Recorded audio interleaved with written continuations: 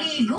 Dito po ba darating yung nagdideliver? Yan din niya natutunan eh. Lakad talaga sa kanay. Para sa amin lang yun. Pasensya na. Lakad na dun. Pito Manaloto. Nakiligo ko rito. 7:15 p.m. Pag binaba mo naman niya, magamitisip niya. Ex mo at best Wala, nandun. Tutok na manalo ng libo-libong pagpremyo. friend. Ngayon, Sabado 6:15 p.m. Bigat na yan si Amara. Ihahagis niya na yan. Magang katawan yan. Karambolang apat na sasakyan sa Bigat. Strong, strong. Kaya hindi Ah. nakapagprenong Strong. jeepney. Sre. Ang sugatan.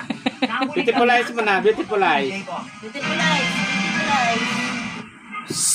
Ganda mata daw. Beautiful eyes daw. Beautiful eyes mo na. Sa Marcos Highway, Barangay Barong, Antipolo City, pasado alauna ng hapon itong Miyerkules nang biglang lumipat ng linya ang isang jeep at mabilis na bumuntot sa nasa unahang van.